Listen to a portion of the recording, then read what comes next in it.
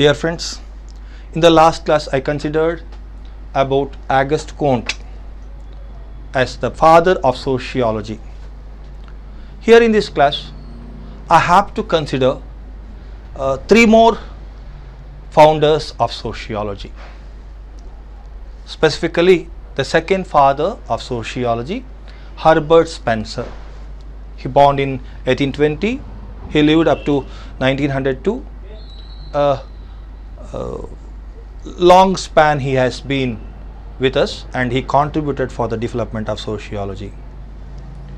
The second father of sociology was a prominent British scholar of 19th century. He was a great social philosopher, a famous evolutionist, and a powerful writer. That's very important, powerful writer. Spencer was familiar with Comte's work, but seemed more influenced by Charles Darwin's the study of origin of species. He was very much influenced by Darwin's theory of evolution. The same struggle for existence, survival of the fittest, that has been considered in the evolution of society. So that principles have been adopted for the evolution of society. That contribution is a valuable contribution in the sociological study. The theory of organic analogy had become very famous. Spencer ventured a great deal to establish sociology as a systematic discipline. He put his effort a lot to make it scientific.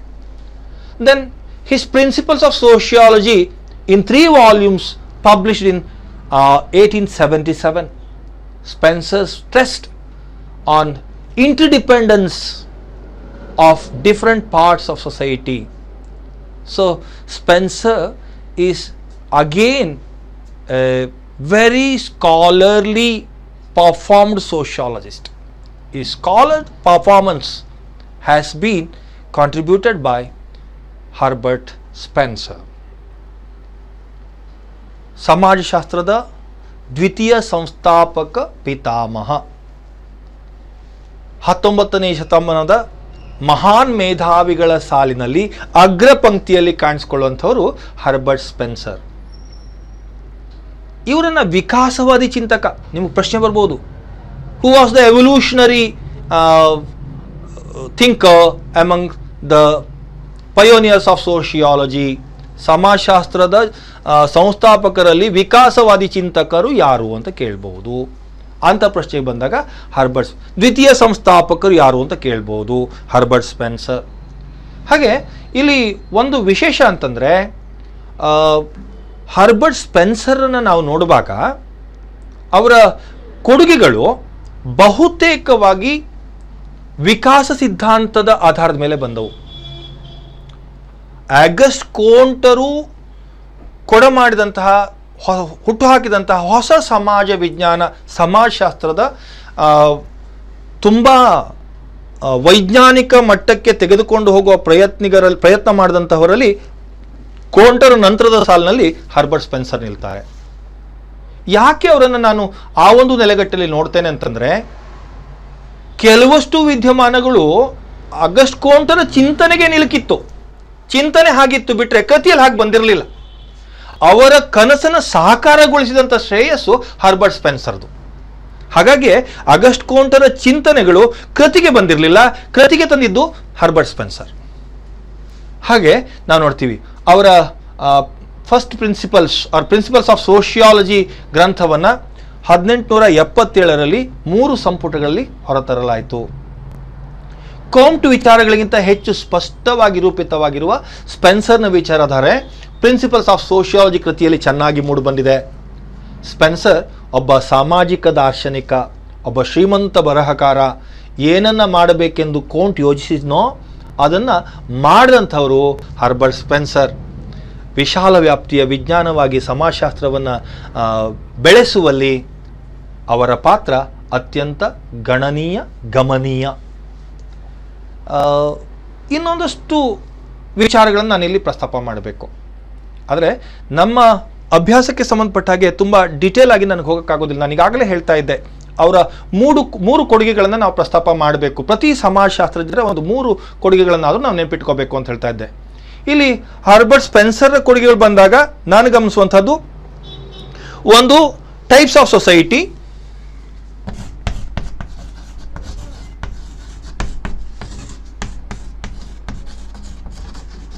Herbert Spencer ಅವರ contributions ಅಲ್ಲಿ types of society,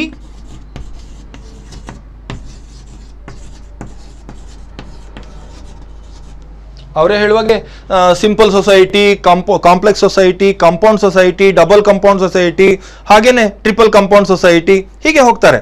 ಅದು militant ಸೊಸೈಟಿಯಿಂದ industrial ಸೊಸೈಟಿಯವರೆಗೆ ಹೋಗುವಂಥ ಒಂದು ಮೂವನ್ನ ಅವರು ವಿಶ್ಲೇಷ ಮಾಡ್ತಾರೆ. The second is theory of evolution.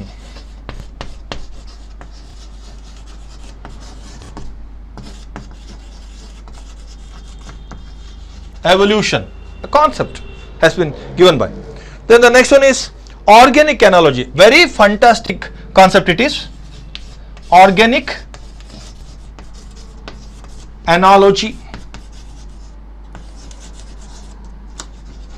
Organic analogy. ಪ್ರಮುಖ ಕೊಡುಗೆಗಳು ಅಂತ ನೋಡ್ತಾ ಇದ್ದೇನೆ. ಒಂದು, ಸಮಾಜದ ಪ್ರಕಾರಗಳು, ಯಾವ್ಯಾವ ಪ್ರಕಾರದ ಸಮಾಜಗಳು ಅನ್ನೋದ್ರ ಪ್ರಸ್ತಾಪ ಮಾಡಿದ್ದಾರೆ. ಅದಕ್ಕೆ ಸರಳ ಸಮಾಜ, ಸಂಕೀರ್ಣ ಸಮಾಜ, ಸಂಯುಕ್ತ ಸಮಾಜ, ದ್ವಿಸಂಯುಕ್ತ ಸಮಾಜ, ತ್ರಿಸಂಯುಕ್ತ ಸಮಾಜ ಅನ್ನುವ ವರ್ಗೀಕರಣ ಮಾಡಿದ್ದಾರೆ. ಹಾಗೆಯೇ ಎರಡನೆಯ ಸಿದ್ಧಾಂತದಲ್ಲಿ ನಾವು ನೋಡ್ತಾ ವಿಕಾಸದ ಸಿದ್ಧಾಂತ, ಹೇಗೆ ಬಿಡಿಯಿಂದ ಇಡಿಯವರೆಗೆ ಹೋಯ್ತೋ, ಅಮೀಬಾದಿಂದ ಹಲವು ಏಕಕೋಶದಿಂದ ಹಲವು ಕೋಶದ ಜೀವಿಗಳವರೆಗೆ, ಬಹುಕೋಶ ಜೀವಿಗಳವರೆಗೆ ಹೇಗೆ ಹೋಯ್ತೋ, ಹಾಗೆ ಸರಳತೆಯಿಂದ ಸಂಕೀರ್ಣತೆಯವರೆಗೆ ಸಮಾಜ ವಿಕಾಸ ಆಯಿತು ಅನ್ನುವಂಥ ವಿಕಾಸ ಸಿದ್ಧಾಂತವನ್ನು ಪ್ರಸ್ತಾಪ ಮಾಡ್ತಾರೆ. ಎಲ್ಲಿ ಅವ್ರು ಹೇಳುವ ವಿಶೇಷ ನನಗೆ ಗಮನಿಸುವಾಗ, ಸರ್ವೈವಲ್ ಆಫ್ ದ ಫಿಟೆಸ್ಟ್, ಯಾರು ಶಕ್ತಿಶಾಲಿಯೋ ಅವರು ಬದುಕ್ತಾರೆ, ಯಾವ ಸಮಾಜ ತನ್ನ ಅಸ್ತಿತ್ವವನ್ನು ಇಟ್ಕೊಳ್ಳೋಕೆ ಹೋಗುತ್ತೋ ಅದು ಹೆಚ್ಚು ಸ್ಫುಟವಾಗಿ ಮುಂದುವರಿತಾ ಹೋಗುತ್ತೆ. ಆ ರೀತಿಯ ಒಂದು ಕಲ್ಪನೆಯಲ್ಲಿ ಅದನ್ನ ಪ್ರಸ್ತಾಪ ಮಾಡ್ತಾರೆ. ಮೂರನೇದು ನಾನು ಹೇಳಿದೆ, ಅತ್ಯಂತ ವಿಶೇಷವಾದ ಒಂದು ಕಲ್ಪನೆ, ನಾವು ಹಿಂದೆಲ್ಲೂ ಕೇಳದೇ ಇರುವಂತಹ ಒಂದು ಕಲ್ಪನೆ. ಮತ್ತೆ ನನಗಿದು ಬೇಕಾಗಿರೋದು ತುಲನಾತ್ಮಕ ಅಧ್ಯಯನಕ್ಕೆ ಸಂಬಂಧಪಟ್ಟಿದ್ದು, ಕಂಪ್ಯಾರಿಟಿವ್ ಸ್ಟಡಿ. ಈಗಾಗಲೇ ನಾನು ಹೇಳಿದೆ, ಕೌಂಟರ್ ಕಂಪ್ಯಾರಿಟಿವ್ ಸ್ಟಡಿ ಹೇಳ್ತಾ ಇದ್ದೆ, ಎಮ್.ಐ. ಡರ್ಕೈಮರ್ ಕಂಪ್ಯಾರಿಟಿವ್ ಸ್ಟಡಿ ಹೇಳ್ತಾ ಇದ್ದೆ, ಹಾಗೆ ಇವರ ತುಲನಾತ್ಮಕ ಅಧ್ಯಯನ ಬಗ್ಗೆ. ಆರ್ಗ್ಯಾನಿಕ್ ಅನಾಲಜಿ ಅಂದರೆ ಜೀವ ಸಾದೃಶ್ಯ ಸಿದ್ಧಾಂತ. ಸಮಾಜವನ್ನು ಒಂದು ಜೀವಿಗೆ ಹೋಲಿಸ್ತಾರೆ. ಜೀವಿಗೆ ಹೇಗೆ ಜೀರ್ಣಾಂಗ ವ್ಯವಸ್ಥೆ ಇದೆಯೋ ಅಥವಾ ಶ್ವಾಸಾಂಗ ವ್ಯವಸ್ಥೆಗಳಿದೆಯೋ, ಹಾಗೆ ಪ್ರತಿಯೊಂದು ನರಮಂಡಲ ವ್ಯವಸ್ಥೆ ಇದೆ, ಇವೆಲ್ಲವೂ ಕೂಡ ಸಮಾಜಕ್ಕೂ ಇದೆ ಅಂತಾರೆ. ಅಲ್ಲೆಲ್ಲೋ ಗಿಡ್ಡಿಂಗ್ಸ್ ಹೇಳೋದು ನೆನಪು, ಜೀವಿಗೆ ಜೀವಕೋಶಗಳಿರುವಂತೆ ಸಮಾಜಕ್ಕೆ ಲೋಕರೂಢಿಗಳು, ಜೀವಿಗಳಿಗೆ ಅಸ್ಥಿಮಜ್ಜೆ ಇರುವಂತೆ ಸಮಾಜಕ್ಕೆ ಸಂಸ್ಥೆಗಳು, ಹೀಗೆ ಹೇಳ್ತಾ ಇರುವಂಥದ್ದನ್ನು ನಾನು ಗಮನಿಸ್ತೇನೆ. ಬಟ್ ಇಲ್ಲಿ ಏನಾಗಿದೆ ಅಂದರೆ, ಹರ್ಬರ್ಟ್ ಸ್ಪೆನ್ಸರ್ ಒಂದು ಜೀವಿಗೆ ಹೋಲಿಸಿದಾಗ ಹೇಗೆ ಜೀವಿಯ ಯಾವುದಾದ್ರೂ ಒಂದು ಅಂಗಾಂಗ ವಿಕಲಗೊಳ್ತದೋ ಅಥವಾ ಕೆಲಸ ಮಾಡೋದಿಲ್ವೋ ಆವಾಗ ಜೀವಿ ರೋಗಗ್ರಸ್ತ ಸ್ಥಿತಿಗೆ ಹೋಗ್ತಾನೆ. ಹಾಗೆಯೇ ಸಮಾಜದಲ್ಲಿ ಕೂಡ ಯಾವುದಾದ್ರೂ ಒಂದು ವ್ಯವಸ್ಥೆ ಸರಿಯಾಗಿ ಕೆಲಸ ಮಾಡಲಿಲ್ಲ ಅಂದರೆ ಸಮಾಜ ರೋಗಗ್ರಸ್ತವಾಗುತ್ತದೆ. ತುಂಬಾ ಒಂದು ವ್ಯವಸ್ಥಿತವಾಗಿ ಇದನ್ನ ತುಲನೆಯನ್ನ ಮಾಡಿದ್ದಾರೆ. ಯಾಕೆ ಕೇಳಿದ್ರೆ, ಉದಾಹರಣೆ ಕೊಡ್ತೇನೆ ನಾನು. ಸಾಮಾಜಿಕ ವಿಘಟನೆ, ಒಂದು ಸಮಾಜದಲ್ಲಿ ವಿಘಟನೆಯೇ ಹೆಚ್ಚಾದಾಗ ಸಾಮಾಜಿಕ ಸಮಸ್ಯೆಗಳು ತಲೆದೋರ್ತವೆ. ಸಾಮಾಜಿಕ ಸಮಸ್ಯೆಗಳಿಂದಾಗಿ ಇಡೀ ವ್ಯವಸ್ಥೆ ಅಲ್ಲೋಲ ಕಲ್ಲೋಲವಾಗ್ತದೆ. ಹಾಗಾಗಿ ಸಾಮಾಜಿಕ ಸಂಘಟನೆಯನ್ನು ಸ್ಥಾಪಿಸುವಂತಹ ಪ್ರಯತ್ನಗಳು ನಡೆಯುತ್ತೆ. ಅದನ್ನು ಸಮಾಜದಲ್ಲಿ ವಿಶೇಷವಾಗಿ ಆರ್ಥಿಕತೆ, ರಾಜ್ಯ ಮುಂತಾದವುಗಳು ಈ ಸಂಘಟನೆಯನ್ನು ಕಾಯ್ದುಕೊಳ್ಳುವ ಪ್ರಯತ್ನವನ್ನು ನಿರಂತರವಾಗಿ ಮಾಡ್ತಾ ಇದೆ. ಹಾಗೆ ಜೀವಿ ಮತ್ತು ಸಮಾಜವನ್ನು ಹೋಲಿಕೆ ಮಾಡಿರುವಂಥ ಜೀವ ಸಾದೃಶ್ಯ ಸಿದ್ಧಾಂತ ಅತ್ಯಂತ ಪ್ರಮುಖವಾದದ್ದು. ಆದರೂ ನಮ್ಮ ಅಧ್ಯಯನಕ್ಕೆ ತಮಗೆ ಅನುಕೂಲ ಆಗಲಿ ಅನ್ನೋ ಉದ್ದೇಶಕ್ಕೆ ನಾನು ಅವರ ಕಾಂಟ್ರಿಬ್ಯೂಷನ್ಸನ್ನು ಲಿಸ್ಟ್ ಮಾಡಿದ್ದೇನೆ. ಯಾಕೆ ಕೇಳಿದ್ರೆ, ಸಮಯ ಮಿತಿಯಲ್ಲಿ ನಾನು 3 ಜನರನ್ನು ನಾನು ಈ ಒಂದು ಸಮಯದಲ್ಲಿ ಚೌಕಟ್ಟಿನಲ್ಲಿ ಬಂಧಿಸಬೇಕಾಗಿದೆ. ಹಾಗಾಗಿ ಆ ಪ್ರಯತ್ನನ ಮಾಡ್ತಾ ಇದ್ದೇನೆ. Spencer very strongly supported the views of Comte, who insisted on the need to establish a separate science of society. This is the very first one. A separate science for society. His advocation for the need of a separate science for studying society. For studying society. ಸಮಾಜದ ಅಧ್ಯಯನಕ್ಕೆ ಪ್ರತ್ಯೇಕವಾದ ವಿಜ್ಞಾನ ಬೇಕು ಅನ್ನುವ August ಕೋಂಟರ ವಿಚಾರಗಳನ್ನು ಸಮರ್ಥಿಸಿದ ಸಮಾಜಶಾಸ್ತ್ರಜ್ಞರು. ಇದನ್ನು ಬಹಳ ವಿಶಾಲ ವ್ಯಾಪ್ತಿಗೆ ಕೊಂಡೊಯ್ದಂಥ ಶ್ರೇಯಸ್ಸು ಹರ್ಬರ್ಟ್ ಸ್ಪೆನ್ಸರ್ಗೆ ಸಲ್ತದೆ. Spencer stressed upon the interdependence of different parts of society. The various part of society such as the state and the economy are also interdependent and work to ensure the stability and the survival of entire system. See, very important consideration here. For the existence of the society, the theory of evolution is again coming here. Existence of society is depending upon the economy and state. So if they are mutually cooperated, mutual dependence, there should be a interdependence among the parts of society. Economy is also a branch of society, part of society, and state is also a part of society. There should be an interdependence. Whenever there is an interdependence, that will be maintaining the social order in a systematic way. So he support.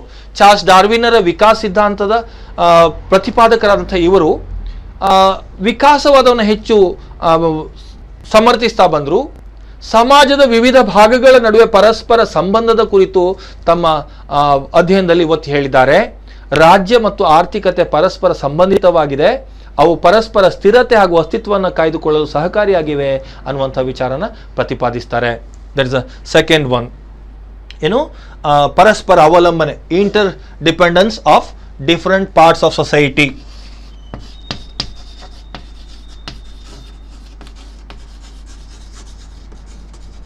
Interdependence. The third one,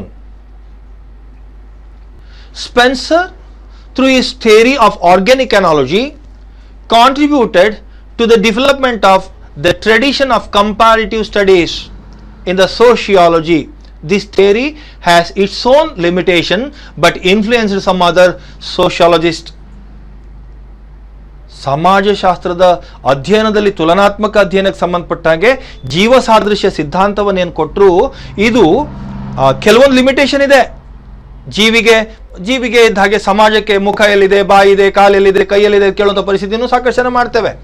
ಆದರೆ ಆ ವ್ಯವಸ್ಥೆಯಲ್ಲಿ ಹೇಗಿದೆ ಎನ್ನುವ ಮೂಲ ನೆಲೆಗಟ್ಟಿನಲ್ಲಿ ನೋಡಬೇಕು. ಅದಕ್ಕೆ ವಿಮರ್ಶೆಗೆ ಒಳಗಾದಂತಹ ಒಂದು ಪರಿಕಲ್ಪನೆ ಆಗಿರ್ಬೋದು, ಒಂದು ಕೊಡುಗೆ ಆಗಿರ್ಬೋದು. ಆದರೆ ಆ ಒಂದು ಕೊಡುಗೆ ಏನಿದೆ, ಸಮಾಜದ ವ್ಯವಸ್ಥೆಯ ಮೇಲೆ ಸಮಾಜವನ್ನು ಒಂದು ಸಮಾಜಶಾಸ್ತ್ರವನ್ನು ವಿಜ್ಞಾನವಾಗಿ ತೆಗೆದುಕೊಂಡು ಹೋಗುವಲ್ಲಿ ಅತ್ಯಂತ ಪ್ರಮುಖ ಕೊಡುಗೆಯನ್ನು ಕೊಡ್ತು. ಅದರ ಆಧಾರದ ಮೇಲೆ ಇನ್ನಿತರ ಸಮಾಜಶಾಸ್ತ್ರಜ್ಞರು ಕೂಡ ಎಲ್ ಎಫ್ ವಾರ್ಡ್ ಅಂತವರು ಕೂಡ ಆ ಒಂದು ಕನ್ಸಿಡರೇಷನ್ ಮೇಲೆ ಮುಂದೆ ಹೋಗೋದಕ್ಕೆ ಅವಕಾಶ ಆಯಿತು. The next one is Spencer emphasized the laws of evolution and tried to universalize them. The law of evolution, which has been applied for this nature, has been applied for the human societies. So he universalized that law of evolution. Spencer ವಿಕಾಸ ಸಿದ್ಧಾಂತದ ನಿಯಮಗಳನ್ನು ಸಮಾಜಕ್ಕೆ ಹೇಗೆ ಅನ್ವಯ ಆಗುತ್ತೆ, ಯಾಕೆಂದರೆ origin of ಸ್ಪೀಸಿಸಲ್ಲಿ ಏನು ಮಂಗನಿಂದ ಮಾನವ ಅನ್ನುವ ಕಲ್ಪನೆಯಲ್ಲಿ ಅಥವಾ ಏಕಕೋಶದಿಂದ ಬಹುಕೋಶದವರೆಗೆ ಹೇಗೆ ಬೆಳವಣಿಗೆ ಆಯಿತು ಅನ್ನೋದನ್ನು ಸಮಾಜ ಹೇಗಾಯಿತು, ಸರಳ ಸಮಾಜದಿಂದ ಸಂಕೀರ್ಣತೆಯೆಡೆ ಹೇಗೆ ಹೋಯಿತು. ಯಾಕೆಂದರೆ ನಮ್ಗೆ ಗೊತ್ತು, ಪ್ರಾಥಮಿಕ ಹಂತದ ಸಮಾಜಗಳಲ್ಲಿ ಮುಖಾಮುಖಿ ಸಂಬಂಧ, ನೇರವಾದ ಸಂಬಂಧ, ಸರಳತೆಯ ಕೂಡಿದಂತಹ ವ್ಯವಸ್ಥೆ, ಯಾವುದೇ ಒಂದು ಸಂಕೀರ್ಣತೆಯಲ್ಲಿ ಕಾಣು ಬರ್ತಿರಲಿಲ್ಲ. ಸಂಬಂಧಗಳಿರಬಹುದು ಅಥವಾ ನಿಯಮಗಳಿರಬಹುದು ಅಥವಾ ಯಾವುದೋ ಒಂದು ಒಬ್ಬರ ಮಾತನ್ನು ಇನ್ನೊಬ್ರು ಕೇಳೋದಕ್ಕಿರ್ಬೋದು, ಬಹುಶಃ ಎಲ್ಲವೂ ಕೂಡ ಔಪಚಾರಿಕ ಸ್ಥಿತಿಯನ್ನು ತಲುಪಿರಲಿಲ್ಲ. ಕೇವಲ ಅನೌಪಚಾರಿಕವಾದಂತಹ ಸಾಮಾಜಿಕ ನಿಯಂತ್ರಣ, ಅನೌಪಚಾರಿಕ ಸಂಬಂಧಗಳು ಎಲ್ಲವೂ ಕೂಡ ಸರಳವಾಗಿತ್ತು. ಯಾವಾಗ ಸಮಾಜ ಬೆಳೆದು ಸಂಕೀರ್ಣವಾಗ್ತಾ ಹೋಯ್ತೋ, ಸಂಬಂಧಗಳು ಕೂಡ ಸಂಕೀರ್ಣವಾಗ್ತಾ ಹೋಯಿತು. ಹಾಗೆಯೇ ಸಾಮಾಜಿಕ ನಿಯಂತ್ರಣಗಳು, ಸಾಮಾಜಿಕ ವ್ಯವಸ್ಥೆಗಳು ಕೂಡ ಸಂಕೀರ್ಣತೆಯತ್ತ ಹೊರಟವು. ಅದನ್ನೇ ಸರಳತೆಯಿಂದ ಸಂಕೀರ್ಣತೆಗೆ ಹೇಗೆ ಹೋಗ್ತಾ ಇದೆ ಅನ್ನೋದನ್ನು ತೋರಿಸ್ಕೊಟ್ಟಂಥ ಶ್ರೇಯಸ್ಸು ಹರ್ಬರ್ಟ್ ಸ್ಪೆನ್ಸರ್ದು. ಮುಂದಿನ ಕಾಂಟ್ರಿಬ್ಯೂಷನ್ ತುಂಬ ಮಹತ್ವದ್ದು ನನ್ನ ಲೆಕ್ಕಾಚಾರದಲ್ಲಿ. Spencer's theories had special appeal for 2 reasons. One is they satisfy the desire of for unifying the knowledge, and the second one is they stress the need for the principles of free enterprise. ಬಹಳ ಪ್ರಮುಖವಾಗಿ ಗಮನಿಸಿ, ಜ್ಞಾನಗಳನ್ನು ಅಥವಾ ವೈಜ್ಞಾನಿಕ ವಿಚಾರಗಳನ್ನು ಏಕರೂಪತೆಗೆ, ಸಮಗ್ರತೆಗೆ ಒಂದೇ ಕಡೆಗೆ ಎಲ್ಲ ಜ್ಞಾನ ಎಲ್ಲವೂ ಕೂಡ ಪರಸ್ಪರ ಅವಲಂಬಿ ಅದನ್ನು ಒಂದೆಡೆಗೆ ತೆಗೆದುಕೊಂಡು ಹೋಗುವಂಥ ಪ್ರಯತ್ನ ಒಂದಾದರೆ, ಇನ್ನೊಂದು ನಿಯಮಗಳ ಅನ್ವೇಷಣೆ ಮಾಡಬೇಕಿದ್ರೆ ಫ್ರೀ ಥಿಂಕಿಂಗ್ ಇರಬೇಕು. ಅದಕ್ಕೆ ಸ್ವತಂತ್ರವಾದ ವಿಧಾನಗಳು, ಚಿಂತನೆಗಳು, ತತ್ವಗಳಿಗೆ ಅವಕಾಶ ಇರಬೇಕು. ಇಲ್ಲ ಯಾವುದೋ ಚೌಕಟ್ಟಿನಲ್ಲಿ ಇದಿಷ್ಟನ್ನೇ ಅಭ್ಯಾಸ ಮಾಡಬೇಕು, ಹೀಗೆ ಇರಬೇಕು ಅನ್ನುವಂಥ ಚೌಕಟ್ಟನ್ನು ಹಾಕ್ಕೊಂಡಿಲ್ಲ. ಅದಕ್ಕೆ ನಾವು ನಮ್ಮ ಅಧ್ಯಯನದ ಆಯ್ಕೆಯಲ್ಲಿ ವಿಧಾನಗಳ ಅಥವಾ ಕ್ರಮಗಳ ಆಯ್ಕೆ ನಮ್ಮ ಸ್ವತಂತ್ರಕ್ಕೆ ಸಂಬಂಧಪಟ್ಟಿರಬೇಕು. ಆ ರೀತಿಯ ಪ್ರಯತ್ನಗಳು ಇಲ್ಲಿ ನಡೀತು. ಅದ್ರ ಬಗ್ಗೆ ಹೆಚ್ಚು ಸಮರ್ಥನೆ ಮಾಡಿದ್ರು. ಹಾಗಾಗಿ ಈ ಎರಡು ಉದ್ದೇಶಗಳು ಕೂಡ ಅವರದು. ಅದಕ್ಕೆ the policy of free thinking advocated by him supported the cause of development of new sciences of sociology, new branches of sociology, ಸಮಾಜಶಾಸ್ತ್ರದ ವಿಭಿನ್ನ ಶಾಖೆಗಳನ್ನು ಉಗಮ ಮಾಡಿಕೊಳ್ಳೋದಕ್ಕೂ ಕೂಡ ಅವಕಾಶ ಆಯಿತು. Last one, his contribution, I think Spencer's work such as social static, first principles, the study of sociology, principles of ethic, principles of sociology, the man versus state. See the books, a very fun. That's what I said. He was a prolific writer. The views of Spencer are almost in a diversified fields. So they have been a great contribution to the sociological literature. Spencer ಪುಸ್ತಕಗಳು, social statics, first principles, the study of sociology, principles of ethics, principles of sociology, man versus state ಮುಂತಾದವುಗಳು ಸಮಾಜಶಾಸ್ತ್ರದ ಏನು ಸಾಹಿತ್ಯ ಕ್ಷೇತ್ರಗಳಿದ್ದಾವೆ, ಸಮಾಜಶಾಸ್ತ್ರೀಯ ಸಾಹಿತ್ಯ ಇದೆ, ಅದನ್ನು ಶ್ರೀಮಂತಗೊಳಿಸುವಲ್ಲಿ ತಮ್ಮ ಕೊಡುಗೆಯನ್ನು ಕೊಟ್ಟಿದ್ದಾವೆ. ಇವಿಷ್ಟರ ಮೂಲಕ ನಾನು ಮುಂದಿನ ಸಾಮಾಜಿಕ ಸಂಸ್ಥಾಪಕರನ್ನು ನೋಡೋದಕ್ಕೆ ಅವಕಾಶ ಮಾಡಿಕೊಳ್ತೇನೆ. ಯಾಕೆ ಕೇಳಿದರೆ ಇರುವ ಸಮಯ ಮಿತಿಯಲ್ಲಿ ಕೆಲಸ ಮಾಡೋದಾಗಿರೋದ್ರಿಂದ ಅಷ್ಟಕ್ಕೆ ನಾನು ನೋಡಿಕೊಂಡು ಮುಂದಿನ ಶ್ರೇಯಸ್ಸು, ನಾನು ಏನು ಹೇಳ್ತಾ ಇದ್ದೆ, ಸಮಾಜಶಾಸ್ತ್ರವನ್ನು ಒಂದು ವೈಜ್ಞಾನಿಕ ತಲೆಗಟ್ಟಿನಲ್ಲಿ ನೋಡುವಂಥ ಪ್ರಯತ್ನ ಮಾಡಿದಂಥವರು Emile ಡರ್ಖೈಮ್.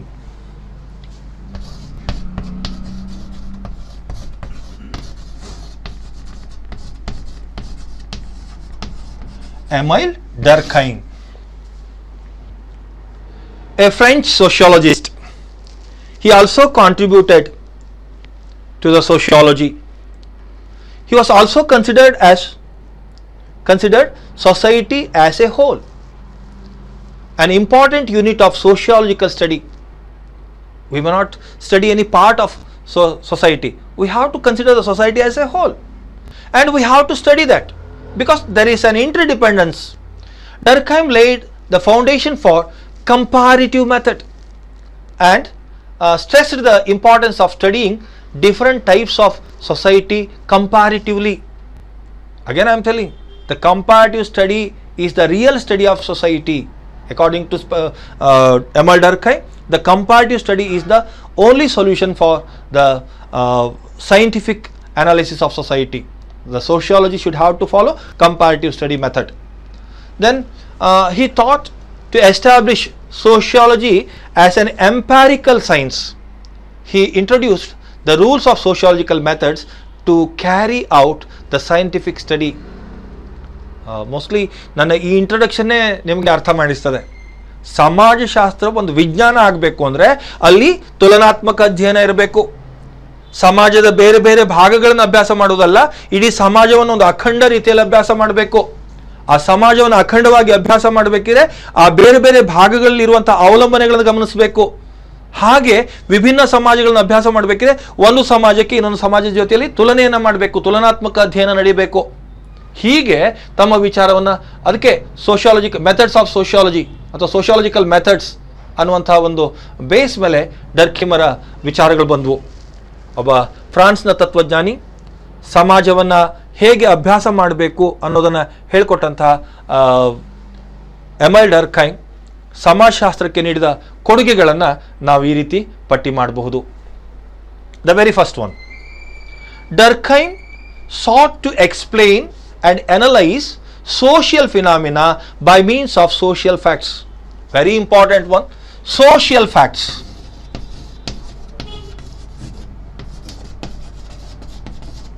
Social facts. When I discuss about the Durkheim, I have to consider three aspects, his three concepts. Very first one is social facts. The second one is the theory of division of labor.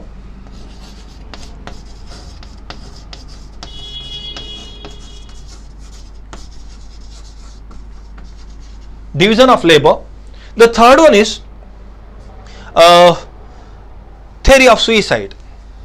Theory of suicide.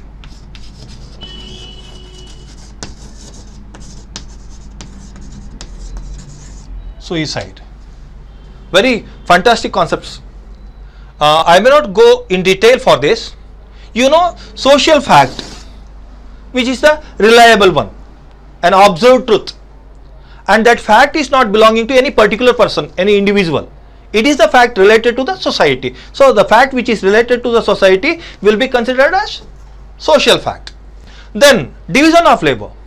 An amalgam of work has been splitted into different parts, and each part will be assigned to the labor on the basis of his skill and choice.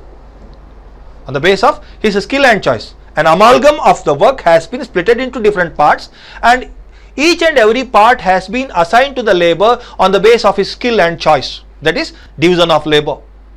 Nowadays, the age of specialization, so that the person will be expertise in the particular field and he will be assigning that work. That's division of labor. The third one is theory of suicide. A very fantastic theory, and I always Durkheim remembered for this theory. Till then, the suicide was an individual's fact, personal fact. It's a personal matter. It was a personal matter. And sometimes he studied regarding the hereditary factors, seasonal aspects. The suicide will be high at the winter season like. But ultimately he came to conclusion that it is just because of the lacking in the social solidarity. Man is committing the suicide just because if his relations are weakening. Just I will give an example. A person is committing because of the love failure. Friends, a person is feeling that a lady has been cheated him, or a boyfriend has been cheated that lady. Actually that relation, that matter will be related to those two only. Simply when we consider like this. But he says that the society is observing their love, where their movements now and then, where they are moving like that.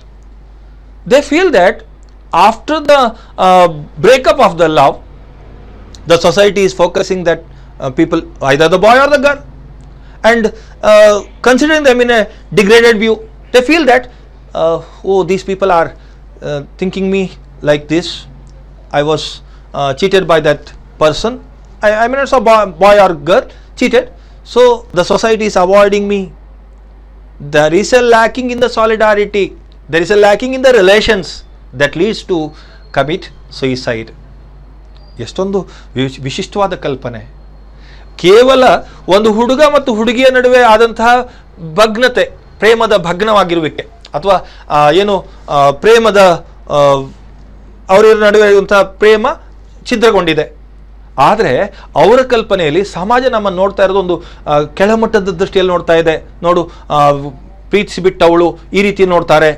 ಆ ರೀತಿಯ ಒಂದು ಕಲ್ಪನೆ ಸಮಾಜವನ್ನು ಎದುರಿಸೋದಕ್ಕೆ ಸಾಮರ್ಥ್ಯವಿಲ್ಲದೇನೆ ಅವರು ಆತ್ಮಹತ್ಯೆ ಮಾಡ್ಕೊಳ್ಳೋ. ಅಕಸ್ಮಾತ್ ಸಮಾಜ ಎದುರುಗಡೆ ಇರಲಿಲ್ಲ ಅಂದ್ರೆ ಅವ್ರು ಏನು ಮಾಡ್ಕೊಳ್ತಿರ್ಲಿಲ್ಲ. ಅದೇ ಸಮಾಜದಲ್ಲಿ ಇವ್ರು ಬದುಕಬೇಕಾದಂಥ ಸ್ಥಿತಿ ಇದೆ. ಹಾಗಾಗಿ ಅವರ ಸಾವಿಗೆ, ಆತ್ಮಹತ್ಯೆಗೆ ಕಾರಣ ಯಾವುದು ಕೇಳಿದ್ರೆ ಸಮಾಜ. ಹಾಗಾಗಿಯೇ ಸಾಮಾಜಿಕ ವ್ಯವಸ್ಥೆಯಲ್ಲಿ ವಿಶೇಷವಾಗಿ ವ್ಯಕ್ತಿಯ ಆತ್ಮಹತ್ಯೆಗೆ ಹೋಗ್ತಿದ್ದಾನೆ ಅಂದರೆ ಅದು ಕಾರಣ ಈ ಸಮಾಜವೇ. 3 ಪ್ರಕಾರದ ಆತ್ಮಹತ್ಯೆ ಇದೆ. ಒಂದು ಆಲ್ಟ್ರುಯಿಸ್ಟಿಕ್, ಇಗೋಯಿಸ್ಟಿಕ್ ಅಂಡ್ ಎನೋಮಿಕ್. ಸ್ವಹಿತಾತ್ಮಕ ಆತ್ಮಹತ್ಯೆ, ಪರಹಿತಾತ್ಮಕ ಆತ್ಮಹತ್ಯೆ ಹಾಗೂ ನಿರಾಶಾದಾಯಕ ಆತ್ಮಹತ್ಯೆ. ವಿಶೇಷವಾಗಿ ಆತ್ಮಹತ್ಯೆಯ ಪ್ರಕಾರಗಳ ಬಗ್ಗೆ ಬಂದಾಗ, ಆತ್ಮಹತ್ಯೆ ವಿಶ್ಲೇಷಣೆ ಮಾಡಲಿಕ್ಕೆ ಬಂದಾಗ, ಈ ಆತ್ಮಹತ್ಯೆ ಮೊದಲಿನ ಕಾಲದಿಂದಲೂ ತಲತಲಾಂತರದಿಂದಲೂ ಅದು ವೈಯಕ್ತಿಕ ಘಟನೆಯಾಗಿತ್ತು, ಅದು ಆಯಾ ಋತುಮಾನಗಳಿಗೆ ಸಂಬಂಧಪಟ್ಟಂತೆ ಬರ್ತಾ ಇತ್ತು. ಆ ಆತ್ಮಹತ್ಯೆ ವಿಶೇಷವಾಗಿ ಅನುವಂಶೀಯವಾದಂಥ ವಿಷಯ ಅನ್ನುವಂಥ ಕಲ್ಪನೆ ಇತ್ತು. ಡರ್ಕೈಮ್ ರವರು ಅದರ ಪ್ರಸ್ತಾಪ ಮಾಡಿದ ಮೇಲೆ ಮಾತ್ರ ಇದು ಆತ್ಮಹತ್ಯೆ ಸಾಮಾಜಿಕ ಸಂಗತಿ, ಎಲ್ಲಿ ಸಾಮಾಜಿಕ ಸೌಹಾರ್ದತೆಯ ಕೊರತೆ ಉಂಟಾಗ್ತದೆಯೋ ಅಥವಾ ಅದರಲ್ಲಿ ಶಿಥಿಲತೆ ಉಂಟಾಗತ್ತೋ, ಸಾಮಾಜಿಕ ಸಂಬಂಧಗಳಲ್ಲಿ ಶಿಥಿಲತೆ ಉಂಟಾಗತ್ತೋ, ಆವಾಗ ಮನುಷ್ಯ ಆತ್ಮಹತ್ಯೆ ಮಾಡಿಕೊಳ್ತಾನೆ ಅನ್ನುವ ಒಂದು ಕಲ್ಪನೆಯನ್ನು ಕೊಟ್ಟವರು ಹರ್ಬರ್ಟ್ ಸ್ಪೆನ್ಸರ್. ಸೊ ಎಸ್, ಸಾಮಾಜಿಕ ಸಂಗತಿ, ಸಾಮಾಜಿಕ ಸತ್ಯ ಸಂಗತಿ ಮೊದಲನೇದು ಅವ್ರು ಕೊಟ್ಟಿದ್ದು. ಸಾಮಾಜಿಕ ಸತ್ಯ ಸಂಗತಿ ಅನ್ನುವಂಥದ್ದು ಅದು ಸಮಾಜಕ್ಕೆ ಸಂಬಂಧಪಟ್ಟಂತಹ ವಾಸ್ತವತೆ. ಈ ಸಂಗತಿಗಳನ್ನು ಅಭ್ಯಾಸ ಮಾಡಬೇಕು. ಸಮಾಜಶಾಸ್ತ್ರ ಒಂದು ವಿಜ್ಞಾನ ಅಂತ ಅನ್ಬೇಕಿದ್ರೆ ಈ ಸಂಗತಿಗಳನ್ನು ಅಭ್ಯಾಸ ಮಾಡಬೇಕು ಅನ್ನುವಂತಹ ಒಂದು ಪ್ರಸ್ತಾಪನ ಮಾಡಿದ್ದು ಎಮಲ್ ಡರ್ಕೈಮ್. ಹಾಗೆಯೇ division of labour. Division of labour ಅಂದರೆ ಏನು? ಶ್ರಮ ವಿಭಜನೆ, ಕನ್ನಡದಲ್ಲಿ ಶ್ರಮ ವಿಭಜನೆ ಅಂತ ಕರಿತೇವೆ. ಸಾಮಾಜಿಕ ಸತ್ಯ ಸಂಗತಿ, ಶ್ರಮ. ಯಾಕೆಂದ್ರೆ ಮೂರನೇದನ್ನ ಎಕ್ಸ್ಪ್ಲೇನ್ ಮಾಡಿದೆ. ಆರಂಭ ನಾನು ತಗೊಂಡಿದ್ದೆ ಕನ್ನಡದಲ್ಲಿ, ಇಲ್ಲೇನೋ ತಗೊಂಡೆ, ಸ್ವಲ್ಪ ರಿವರ್ಸ್ ಆಗಿ ಬಂದಿದ್ದ ಕಾರಣ ಏನು ಅಂತಂದ್ರೆ ಅದರ ಒಂದು ಉದ್ದೇಶ ಇದೆ ಇಲ್ಲಿ. ಏನಪ್ಪ, ಇವು ಇಂಗ್ಲೀಷಲ್ಲಿ ಹೇಳ್ತಾ ಇದ್ದೆ, ಅದನ್ನೇ ಕನ್ನಡಕ್ಕೆ ಬಂದೆ. ಈಗ ನನಗೆ ಸಾಮಾಜಿಕ ಸತ್ಯ ಸಂಗತಿ ಅಂದಾಗ ನಿಮ್ಗೆ ಈಗಾಗಲೇ ಸತ್ಯ ಸಂಗತಿಗಳ ವಾಸ್ತವತೆ ಅನ್ನೋದನ್ನು ನೋಡಿದಿರಿ. ಅದು ಸಾಮಾಜಿಕವಾದದ್ದಾಗಿರಬೇಕು. ಡರ್ಕೈಮ್ ಹೇಳೋ ಪ್ರಕಾರ ಯಾರ್ದೋ ವೈಯಕ್ತಿಕ ವಿದ್ಯಮಾನಗಳಲ್ಲಿ ಸಮಾಜಶಾಸ್ತ್ರ ಆಸಕ್ತಿನ ಹೊಂದಿಲ್ಲ. ಸಮಾಜಶಾಸ್ತ್ರದ ಆಸಕ್ತಿ ಏನಿದೆ ಅದು ಸಾಮಾಜಿಕ ವಿಚಾರಗಳಲ್ಲಿದೆ. ವೈಯಕ್ತಿಕ ವಿದ್ಯಮಾನಗಳು ಸಮಾಜಶಾಸ್ತ್ರದ ಅಧ್ಯಯನಕ್ಕೆ ಸಲ್ಲದು. ಅದು ಸಮಾಜಕ್ಕೆ ಸಂಬಂಧಪಟ್ಟಂಥ ಸತ್ಯ ಸಂಗತಿಗಳನ್ನ ಅಭ್ಯಾಸ ಮಾಡಬೇಕು ಅನ್ನುವ ವಿಚಾರವನ್ನು ಎಮಲ್ ಡರ್ಕೈಮ್ ಪ್ರತಿಪಾದಿಸ್ತಾರೆ. ಇಲ್ಲಿ ಶ್ರಮ ವಿಭಜನೆ ಅಂದರೆ ಏನು? ಒಂದು ಒಟ್ಟು ಕೆಲಸವನ್ನ ಅಥವಾ ಇಡಿಯಾದ ಕೆಲಸವನ್ನ ಬಿಡಿಯಾಗಿ ತುಂಡರಿಸಿ ಆ ಬಿಡಿ ಕೆಲಸಗಳನ್ನು ವ್ಯಕ್ತಿಯ ನೈಪುಣ್ಯತೆ ಮತ್ತು ಆಯ್ಕೆಯ ಆಧಾರದ ಮೇಲೆ ಹಂಚುವುದನ್ನು, ಶ್ರಮ ಒಂದನ್ನು ವಿಭಜಿಸಿ ಅದನ್ನು ವ್ಯಕ್ತಿಗಳ ಆಯ್ಕೆ ಮತ್ತು ನೈಪುಣ್ಯತೆಯ ಆಧಾರದ ಮೇಲೆ ಹಂಚುವುದನ್ನು ಶ್ರಮ ವಿಭಜನೆ ಅಂತೇವೆ. ಶ್ರಮವನ್ನು ವಿಭಜಿಸಿ ವ್ಯಕ್ತಿಗಳ ಆಯ್ಕೆ ಮತ್ತು ಕೌಶಲ್ಯದ ಆಧಾರದ ಮೇಲೆ ಹಂಚುವುದು ಶ್ರಮ ವಿಭಜನೆ. ತುಂಬ ಸಿಂಪಲ್ ಕಾನ್ಸೆಪ್ಟ್. ಭಾಳ ಸಲ ನಾವು ಇದು ಕಾನ್ಸೆಪ್ಟ್ ಬಂದಾಗೆಲ್ಲ ಅದನ್ನು ಡಿಫೈನ್ ಮಾಡಲಿಕ್ಕೆ ಒದ್ದಾಡ್ತೇವೆ. ಸೊ ಶ್ರಮ ಇದೆ, ಅದನ್ನು ವಿಭಜಿಸಿದ್ದೀವಿ, ಅದನ್ನು ವ್ಯಕ್ತಿಯ ಆಯ್ಕೆ ಮತ್ತು ಕೌಶಲ್ಯ, ಅವನಿಗೆ ಆ ಕೆಲಸ ಮಾಡ್ಲಿಕ್ಕೆ ಬರುತ್ತಾ ಅವನಿಗೆ ವಹಿಸ್ಕೊಡೋದು, ಈ ರೀತಿ. ಇದು ಏನಾಗಿದೆ ಇತ್ತೀಚಿನ ದಿನದಲ್ಲಿ ಏಜ್ ಆಫ್ ಸ್ಪೆಷಲೈಸೇಷನ್. ನಮಗೆ ಗೊತ್ತು, ನಾವು ಹಳೆಬರಿದ್ದಾಗ ಅಂದರೆ ಹಿಂದಿನ ಕಾಲದವ್ರದ್ದು ಹೋದಾಗ ಒಬ್ಬನೇ ಡಾಕ್ಟ್ರು, ಅವನೇ ಗೈನಕಾಲಜಿಸ್ಟ್, ಅವನೇ ಪೀಡಿಯಾಟ್ರಿಸ್ಟ್, ಅವನೇ ಆರ್ಥೋಪೆಡಿಸ್ಟ್, ಅವನೇ ಆಪ್ಟಿಮಾಲಜಿಸ್ಟ್, ಎಲ್ಲರೂ ಕೂಡ ಅವನೇ ಇದ್ರು. ಆದರೆ ಇತ್ತೀಚೆಗೆ ಹಾಗಿಲ್ಲ. ನೀವು ಏನಾಗಿ ಪ್ರಾಬ್ಲಮ್ ಇದೆ ಕಣ್ಣಿಂದ ಹಾಗಿದ್ರೆ ಆ ಡಾಕ್ಟರ್ ಹತ್ರ ಹೋಗಿ, ಅವ್ರದ್ದು ಕೂತ್ಕೊಳ್ಳಿ ಕೇಳ್ತಾರೆ ಎಡಗಣ್ಣ ಬಲಗಣ್ಣ, ಎಡಗಣ್ಣಾದ್ರೆ ಇವ್ರ ಹೋಗಿ, ಹಾಗೆ ಮುಂದೆ ಇಲ್ಲ ಎಡಗಣ್ಣ ಅದು ರೆಟಿನಾ ಪಾರ್ಟ ಅಥವಾ ಹಿಂದ್ಗಡೆ ಪಾರ್ಟ್, ಇಲ್ಲ ರೆಟಿನಾ ಪಾರ್ಟ್ ಅಂದ್ರೆ ಇಲ್ಲ ಮತ್ತವ್ರಿಗೆ. ಅಂದರೆ ಏನಾಗಿದೆ ಸ್ಪೆಷಲೈಸೇಷನ್. ಅವ್ರು ಹೇಳೋ ಪ್ರಕಾರ ಈ ಸ್ಪೆಷಲೈಸೇಷನ್ ಅನ್ನೋದು ಕೊನೆಗೆ ಮೆಕ್ಯಾನಿಸಮ್ ಆಗ್ತಾ ಹೋಗ್ತದೆ. ಮೆಕ್ಯಾನಿಕಲ್ ಯಾಂತ್ರಿಕತೆ ಬರುತ್ತೆ. ಈ ಯಾಂತ್ರಿಕತೆಯೇ ಮುಂದೆ ನಿರಾಶಾದಾಯಕತ್ವಕ್ಕೆ, ಅನಾಮಿಕ್ ಅಥವಾ ಆತ್ಮಹತ್ಯೆಗೆ ತಗೊಂಡು ಹೋಗ್ತದೆ ಅನ್ನುವಂಥ ಚಿಂತನೆ ಕೂಡ ಅವ್ರದ್ದಿದೆ. ಅದಕ್ಕೆ ಸಂಬಂಧಪಟ್ಟು ಮುಂದಿನ ಚಿಂತನೆಗಳು ಅವರ ಕೊಡುಗೆಗಳನ್ನು ನಾನು ಚರ್ಚೆ ಮಾಡ್ತಾ ಇದ್ದೆ. ಮೊದಲನೆಯದು, the Durkheim explain analyse social phenomena by the social facts. So Durkheim ಸಾಮಾಜಿಕ ಸತ್ಯ ಸಂಗತಿಗಳ ಆಧಾರದ ಮೇಲೆ ಸಾಮಾಜಿಕ ಜೀವನವನ್ನು ವಿಶ್ಲೇಷಿಸಬೇಕೆಂದು ಪ್ರತಿಪಾದಿಸಿದ್ದಾರೆ.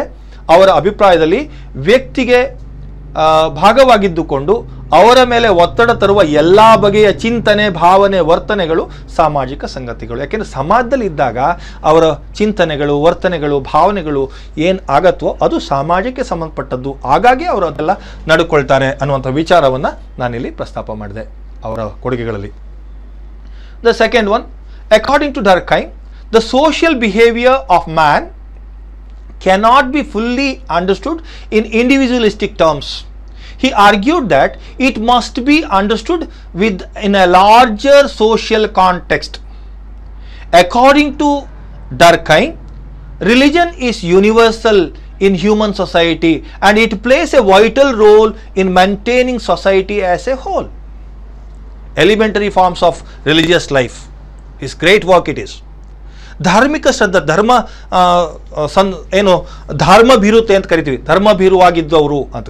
ಇಲ್ಲಿ ಅವರ ವಿಚಾರ ಏನು ಕೇಳಿದ್ರೆ, ಧರ್ಮ ಅನ್ನೋದು ಯಾಕೆ? ನೋಡಿ, ಸಮಾಜಶಾಸ್ತ್ರಜ್ಞರಲ್ಲಿ, ಸಾಮಾಜಿಕ ಚಿಂತಕರಲ್ಲಿ ಎರಡು ಅಭಿಪ್ರಾಯ ಇದೆ. ಧರ್ಮ ಸಮಾಜವನ್ನ ಒಟ್ಟಾಗಿಸುವಲ್ಲಿ ತನ್ನ ಕೊಡುಗೆನ ಮಾಡುತ್ತೆ ಅಂತ ಡರ್ಕೈಮ್ ಹೇಳಿದ್ರೆ, ಇದೇ ಮುಂದಿನ ನಾನು ಚಿಂತಕರನ್ನ ಅಭ್ಯಾಸ ಮಾಡ್ತೇನೆ, ಕಾರ್ಲ್ ಮಾರ್ಕ್ಸ್ ಅನ್ನ ಅಭ್ಯಾಸ ಮಾಡ್ಬೇಕಿದ್ರೆ ನಾವು ಹೇಳ್ತೇವೆ ತುಂಬಾ ವಿರೋಧಾಭಾಸವಾಗಿ ಬರುತ್ತೆ. ಒಂದು ಹಂತಕ್ಕೆ ಅವರ ಚಿಂತನೆಗಳಿಗೂ ಆಗಸ್ಟ್ ಕೊಂಡ್ರ ಚಿಂತನೆಗೂ ತುಂಬಾ ವೈರುಧ್ಯವಾಗಿ ಬರ್ತದೆ. ಇಲ್ಲಿ ವಿಶೇಷ ಅಂದ್ರೆ ಅವರು religion is a kind of ಆಫೀಮ್ ಅಂತಾರೆ. Durkheim, religion is unifying the society. It is it is playing a vital role in maintaining society as a whole. But there, Karl Marx says that religion is a kind of offing. In that intoxic condition, man behaves irresponsibly. ನೋಡಿ ಎಷ್ಟು ಚೆನ್ನಾಗಿದೆ. ಮನುಷ್ಯ ಅದೊಂದು ಮಾದಕ ದ್ರವ್ಯ ಇದ್ದ ಹಾಗೆ ಆ ಗುಂಗಿನಲ್ಲಿ, ಆ ಮತ್ತಿನಲ್ಲಿ ಏನ್ ಬೇಕಾದ್ರೂ ಮಾಡ್ತಾನೆ ಮನುಷ್ಯ ಅಂತ ಹೇಳುವಂತ ಚಿಂತನೆ ಕಾರ್ಲ್ ಮಾರ್ಕ್ಸ್ದು. ಸಾಮಾಜಿಕ ವ್ಯವಸ್ಥೆಯಲ್ಲಿ ಒಂದು ವಿಷಯವನ್ನ ಬೇರೆ ಬೇರೆ ಆಂಗಲ್ ಅಲ್ಲಿ ನೋಡ್ತೀವಿ, ಬೇರೆ ಬೇರೆ ದೃಷ್ಟಿಕೋನದಲ್ಲಿ ನೋಡ್ತೀವಿ, ಎಲ್ಲದಕ್ಕೂ ವೈಜ್ಞಾನಿಕ ಸಮರ್ಥನೆ ಬರುತ್ತೆ. ಅದೇ ವಿಶೇಷ ಸಮಾಜಶಾಸ್ತ್ರದ ಅಧ್ಯಯನದ ವಿಶೇಷತೆಯೇ ಇದು. ಯಾಕೆ ಅಂತಂದ್ರೆ ನಾನು ಪ್ರತಿ ಹಂತದಲ್ಲೂ ಹೇಳ್ತಾ ಹೋಗ್ತಾ ಇದ್ದೇನೆ, ನಾನು ಕಂಡಂತ ಸತ್ಯ ನೀವು ಕಾಣ್ಲಿಕ್ಕಿಲ್ಲ, ನೀವು ಕಂಡಂತ ಸತ್ಯ ಮತ್ತೊಬ್ಬನಿಗೆ. ಅದಕ್ಕೆ ಏಕಂ ಸತ್ ವಿಪ್ರ ಬಹುಧಾನು ವದಂತಿ.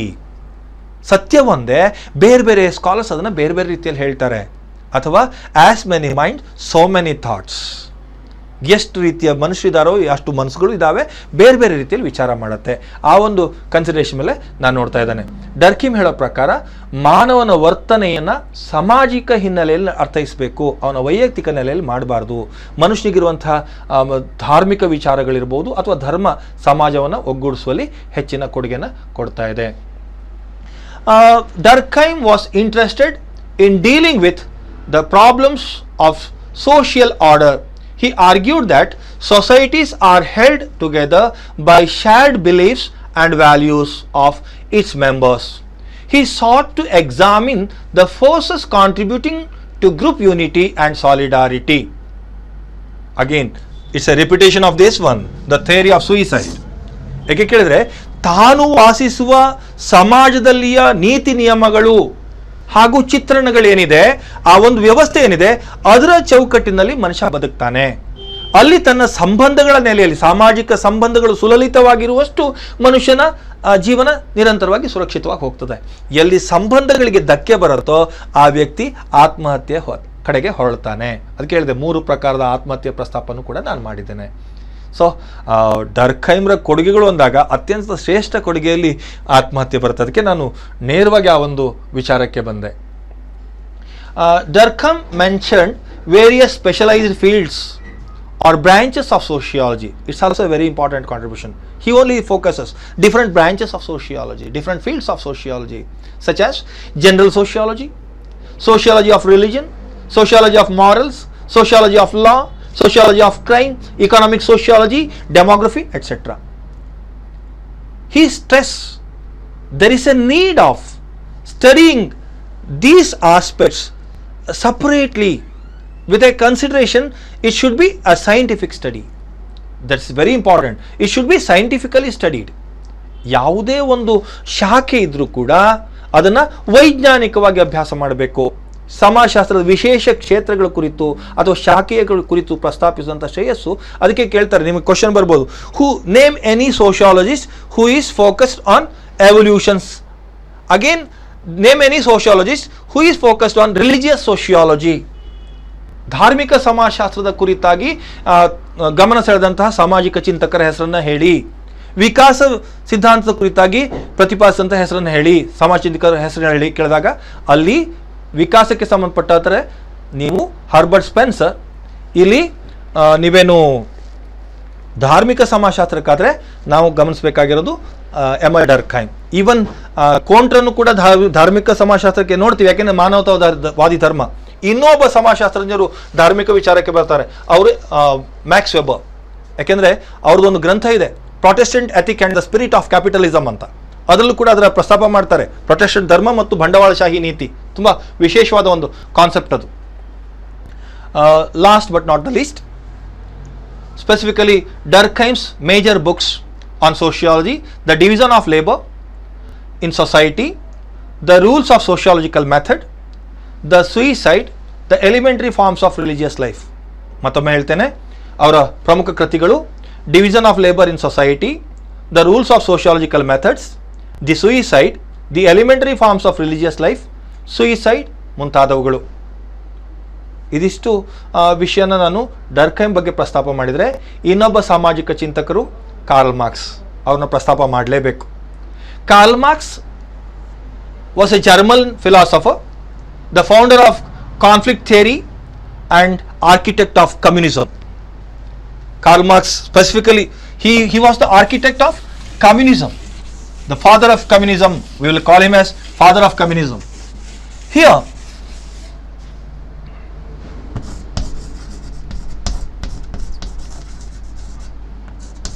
(1818 to 1883). It's very easy to remember. 1818 to 1883. So, the founder of conflict theory and architect of communism. Karl Marx was one of the most important thinker of the 19th century.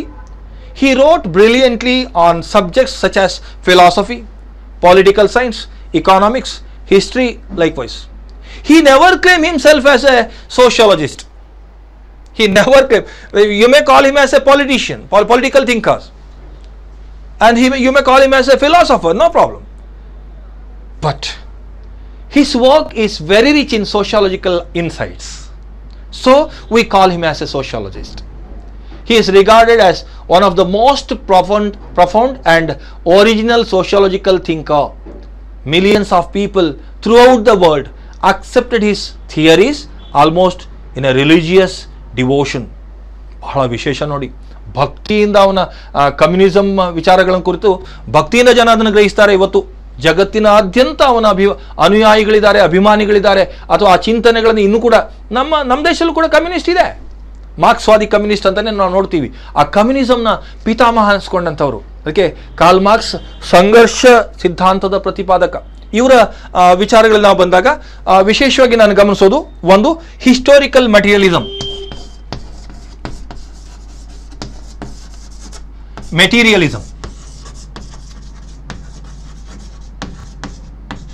Historical materialism.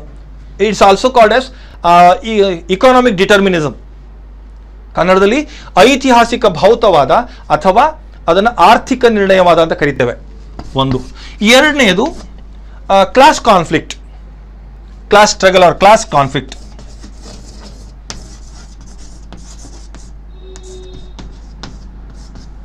ಅವರೇ ಹೇಳುವಾಗೆ the human history is the history of conflict it self.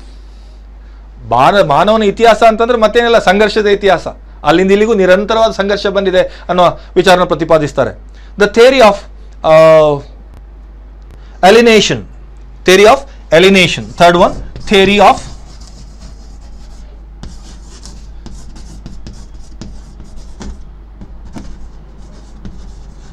ತುಂಬಾ ವಿಶಿಷ್ಟವಾದ ಚಿಂತನೆ ಇದು, ಪರಕೀಯ ಪ್ರಜ್ಞೆಯ ಸಿದ್ಧಾಂತ. ಮನುಷ್ಯ ವಿಪರೀತವಾಗಿ ತುಳಿತಕ್ಕೆ ಒಳಗಾದಾಗ ನಾನು ಯಾಕೆ ಮಾಡಬೇಕು, ಯಾಕಾಗಿ ಕೆಲಸ ಮಾಡಬೇಕು ಅನ್ನುವಂತಹ ಪರಕೀಯ ಪ್ರಜ್ಞೆ ಮನುಷ್ಯನಲ್ಲಿ ಬರ್ತದೆ. ಹಾಗಾಗಿ ಮನುಷ್ಯ ಹೋರಾಟಕ್ಕೆ ಅಣಿ ಆಗ್ತಾನೆ ಅನ್ನುವಂಥ ಒಂದು ಕಲ್ಪನೆ. ಅದಕ್ಕೆ ಅವ್ರು ಹೇಳಿದ್ದು, ನೀವು ಏನು oppose, arise, oppose. Specifically there is nothing to lose. If you are losing something that is your hand chains. ದಾಸ್ಯದ ಶೃಂಖಲೆಗಳಿಂದ ಮುಕ್ತರಾಗ್ತೀರಿ, ಹೋರಾಟ ಮಾಡಿ ಅಂತ ಕಮ್ಯುನಿಸ್ಟ್ ಮ್ಯಾನಿಫೆಸ್ಟೋ ಕಾಲ್ ಮಾಡಿದಂಥದ್ದು. A very important call. Karl ಮಾರ್ಕ್ಸ್ನ ವಿಚಾರಗಳು ಬಂದಾಗ ನನಗೆ ಇದ್ರ ಜೊತೆಲಿ ಇನ್ನೊಂದು ಅವರ ತುಂಬ ಒಳ್ಳೆಯ ಡ್ರೀಮ್ ಅಂತ ಹೇಳಬೇಕು ನಾನು. Concept, it was A concept, classless society. ಕಲ್ಪನೆ ಮಾಡಿಕೊಳ್ಳಿ, ವರ್ಗರಹಿತ ಸಮಾಜದ ಕಲ್ಪನೆ ಅತ್ಯಂತ ವಿಶಿಷ್ಟವಾಗಿ ನಾವು ನೋಡ್ತೇವೆ. ವರ್ಗರಹಿತ ಸಮಾಜದ ಕಲ್ಪನೆ, ಕ್ಲಾಸ್ಲೆಸ್ ಸೊಸೈಟಿ.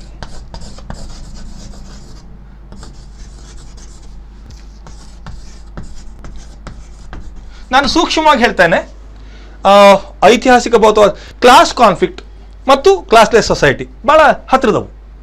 ಈ ಕ್ಲಾಸ್ ಕಾನ್ಫ್ಲಿಕ್ಟ್ ಸಂದರ್ಭದಲ್ಲಿ ಅಲಿನೇಷನ್ ಬರ್ತದಲ್ಲ, ಅದು ಒಂದು ಗಮನಕ್ಕೆ ಇರುತ್ತೆ. ಮೂರು ಒಂದಕ್ಕೊಂದು ಹತ್ತಿರ ಸಂಬಂಧ ಇರುವಂಥದ್ದು. ಎಲ್ಲಿ ಎರಡು ವರ್ಗಗಳು, ಮಾಲೀಕ ವರ್ಗ, ಬಂಡವಾಳಶಾಹಿ ವರ್ಗ ಮತ್ತು ಕಾರ್ಮಿಕ ವರ್ಗ, ಇವುಗಳ ನಡುವೆ ಹೆಚ್ಚಿನ ಸಂಖ್ಯೆಯಲ್ಲಿ ಕಾರ್ಮಿಕ ವರ್ಗ ಇದೆ, ಕಡಿಮೆ ಸಂಖ್ಯೆಯಲ್ಲಿ ಮಾಲೀಕ ವರ್ಗ ಇದೆ. ಜಗತ್ತಿನ ಎಲ್ಲ ಸಂತೋಷಗಳು ಮಾಲೀಕ ವರ್ಗದಲ್ಲಿದೆ ಅಥವಾ ಬಂಡವಾಳಶಾಹಿ ವರ್ಗದಲ್ಲಿದೆ. ಇವರಲ್ಲಿ ಏನೂ ಇಲ್ಲ. ಹಾಗಾಗಿ ಇವರಿಗೆ ಹೋರಾಟ ಒಂದು ಅನಿವಾರ್ಯ. ನಿರಂತರವಾದ ಹೋರಾಟದಲ್ಲಿ ವರ್ಗಗಳೇ ಇರೋದಿಲ್ಲ. ವರ್ಗರಹಿತ ಸಮಾಜ ಒಂದು ಆದರ್ಶ ಕನಸು. ನಾನಿದು ಕನಸು ಅಂತ ಹೇಳಬೇಕು. ಯಾಕೆಂದರೆ ಸ್ಟ್ರಾಟಿಫಿಕೇಶನ್ ಇಲ್ಲದ ಅಥವಾ ಯಾವುದೇ ಕಾರಣಕ್ಕೆ ಕ್ಲಾಸೇ ಇಲ್ಲದ ಸಮಾಜ ಇರೋಕ್ಕೆ ಸಾಧ್ಯ ಇಲ್ಲ. ಅದೊಂದು ಆದರ್ಶಾತ್ಮಕ ಕಲ್ಪನೆ ಅಷ್ಟೇ. ಆದರೆ ಒಂದು ಸತ್ಯ, ಅತಿಯಾದ ಶೋಷಣೆಗೆ ಒಳಗಾದಂತಹ ಮನುಷ್ಯ ಯಾಂತ್ರಿಕವಾಗ್ತಾನೆ. ಅದೇ ಪರಕೀಯ ಪ್ರಜ್ಞೆಯ ಸಿದ್ಧಾಂತ. ಇನ್ನು ಒಂದನ್ನು ನಾನು ಸ್ವಲ್ಪ ಮಟ್ಟಿಗೆ ಪ್ರಯತ್ನ ಪಡ್ತೇನೆ, ಯಾಕೆಂದರೆ ನನಗೆ ಇದಕ್ಕೆ ಎಷ್ಟರ ಮಟ್ಟಿಗೆ ನ್ಯಾಯ ಕೊಡೋಕ್ಕಾಗತ್ತೆ ನನಗೆ ಗ್ಯಾರಂಟಿ ಇಲ್ಲ. ಯಾಕೆಂದರೆ ತುಂಬ ವಿಶಿಷ್ಟವಾದ ಕಲ್ಪನೆ. ನಮಗೆ ಗೊತ್ತು, ಒಂದು ವಸ್ತುವಿನ ಮೌಲ್ಯ ಆ ವಸ್ತುವಿನ ಪೂರೈಕೆ ಮತ್ತು ಬೇಡಿಕೆಯ ಮೇಲೆ ಅವಲಂಬಿಸ್ಕೊಂಡಿರ್ತದೆ. ಬೇಡಿಕೆ ಹೆಚ್ಚಾಗಿ ಪೂರೈಕೆ ಕಡಿಮೆ ಇದ್ದರೆ ಮೌಲ್ಯ ಹೆಚ್ಚಾಗ್ತದೆ. ಬೇಡಿಕೆ ಕಡಿಮೆ ಇದ್ದು ಪೂರೈಕೆ ಹೆಚ್ಚಿದ್ದಾಗ ಮೌಲ್ಯ ಕಡಿಮೆ ಆಗ್ತದೆ.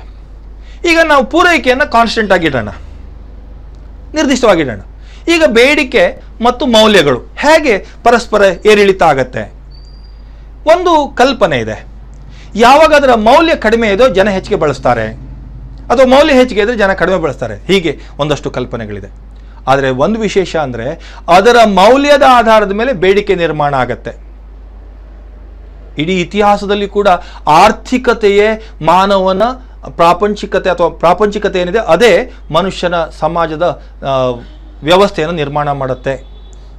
ಅಷ್ಟರ ಮಟ್ಟಿಗೆ ತುಂಬ ವಿಶಿಷ್ಟ ಕಲ್ಪನೆಯಲ್ಲಿ ಈ ಒಂದು ಚಿಂತನೆಯನ್ನು ಕೊಟ್ಟಿದ್ದಾನೆ. ಹಿಸ್ಟೋರಿಕಲ್ ಮೆಟೀರಿಯಲಿಸಮ್, ಐತಿಹಾಸಿಕ ಭೌತವಾದ ಭೌತಿಕತೆಯೇ ಈ ಮಾನವ ಸಮಾಜದ ಭೌತಿಕ ವಿದ್ಯಮಾನಗಳೇ ನಮ್ಮನ್ನು ಕಂಟ್ರೋಲ್ ಮಾಡ್ತಾ ಇದೆ ಅನ್ನುವ ವಿಚಾರಕ್ಕೆ ನಾನು ಬೆಸ್ಟ್ ಎಕ್ಸಾಂಪಲ್ ಕೊಡಬೇಕು ಅಂತಂದರೆ, ಒಂದು ಪೆನ್ನು ನಿಮಗೆ ಬೇಕು ಅಂತಾದರೆ ಅದರ ಮೌಲ್ಯ ಎಷ್ಟು ಅನ್ನೋದ್ರ ಮೇಲೆ ನೀವು ಅದನ್ನು ತಗೊಳ್ತೀರಿ. ನಮ್ಮ ಲೆಕ್ಕಾಚಾರ ಅದು ನಿಮ್ಗೆ ಅವಶ್ಯಕತೆ ಮೇಲೆ ತೊಗೊಳ್ತೀರಿ ಅಂತಾದರೆ ಹಾಗೆಲ್ಲ, ಅದರ ಮೌಲ್ಯದ ಮೇಲೆ ತೊಗೊಳ್ತೀರಿ. ಯಾಕೆ ನೀವು ವಿದ್ಯಾರ್ಥಿಯಾಗಿದ್ದಾಗ ಒಂದು 5 ರೂಪಾಯಿದು 10 ರೂಪಾಯಿದು ಆಟೋಮ್ಯಾಕ್ ಪೆನ್ನು, ರೆನಾಲ್ಡ್ಸ್ ಪೆನ್ನು ನಿಮಗೆ ಬರೆಯೋಕ್ಕೆ ಬೇಕಾಗಿರೋ ತೊಗೊಳ್ತೀವಿ. ನಾವು ಹೆಂಗಿದ್ದೇವೆ ಸಮಾಜದಲ್ಲಿ ಕೇಳಿದ್ರೆ, ಆ ಪೆನ್ ಇಟ್ಕೊಂಡ್ರೆ ಪಾರ್ಕರ್ ಪೆನ್ ನನ್ನ ಪ್ರಿಸ್ಟೇಜ್, ಸಾಮಾಜಿಕ ವ್ಯವಸ್ಥೆಯಲ್ಲಿ ನೋಡಿ ಆ ಪ್ರಿಸ್ಟೇಜಿಗೋಸ್ಕರ ತೊಗೊಳ್ತೇನೆ ನಾನು. ಅದು ಎಲ್ಲದೂ ಪೆನ್ನು ಬರೆಯುತ್ತೆ, ಆದರೆ ನಾನು ಅದನ್ನ ಯಾಕೆ ತೊಗೊಳ್ತೇನೆ? ಅದು ಪ್ರಿಸ್ಟೇಜ್. ಅದು ಅದ್ರ ಮೌಲ್ಯ ಜಾಸ್ತಿ ಇದ್ದಾಗ ಪ್ರಿಸ್ಟೇಜ್. ನಿಮಗೆ ಗೊತ್ತು, ನಮ್ಮಲ್ಲಿ ಒಂದು ಕೆಟ್ಟ ಚಾಳಿ ಇತ್ತು, made in China, made in America, made in Japan, ಹೀಗೆ ಮೇಡ್ ಇನ್ ಕೊರಿಯಾ. ಹಾಗೆ ಬಂದಾಗ ನಮಗೆ ಡಿಮಾಂಡ್, ಮೇಡ್ ಇನ್ ಇಂಡಿಯಾ ಅಂದರೆ ಡಿಮಾಂಡ್ ಮಾಡ್ತಿರ್ಲಿಲ್ಲ ನೀವು.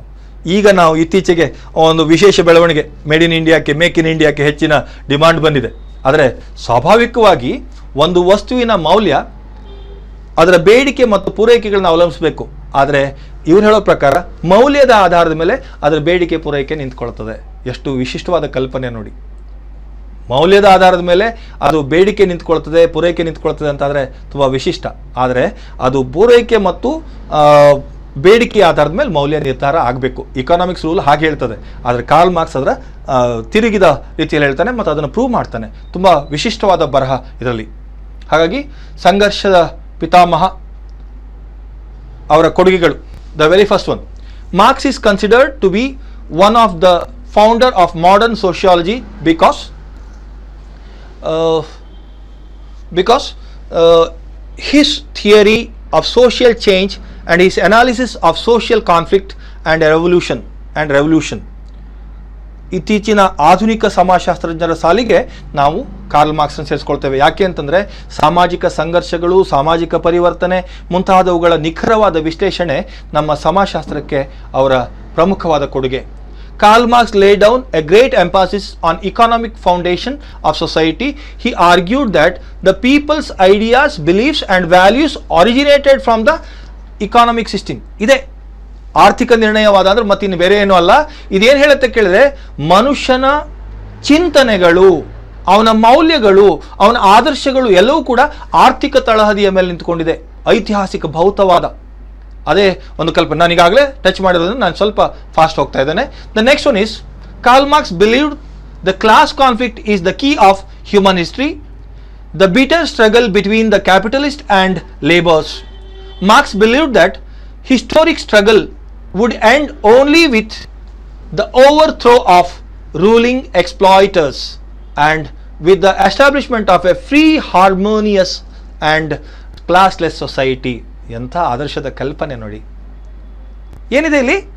ಕಾರ್ಲ್ ಮಾರ್ಕ್ಸ್ ಅವರ ಅಭಿಪ್ರಾಯದಲ್ಲಿ ಇತಿಹಾಸದ ಮೂಲವೇ ವರ್ಗ ಸಂಘರ್ಷ, ವರ್ಗಗಳ ಧ್ರುವೀಕರಣ, ಆ ವರ್ಗದ ಮನೋಭಾವನೆ ನಾವೆಲ್ಲ ಒಂದು.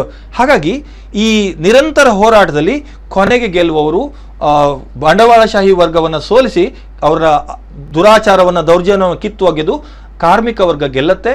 ಆ ಕಾರ್ಮಿಕ ವರ್ಗದಲ್ಲಿ ಯಾವುದೇ ವರ್ಗ ಇಲ್ಲದಂತಹ ಒಂದು ಸಮಾಜ ನಿರ್ಮಾಣ ಆಗತ್ತೆ ಅನ್ನುವಂಥ ಕನಸು ಕಾರ್ಲ್ ಮಾರ್ಕ್ಸ್ರದು. ಅವರ ಕೃತಿಗಳು, ಕಾರ್ಲ್ ಮಾರ್ಕ್ಸರ ಬರಹದ ಉದಾಹರಣೆಗಳಿವೆ.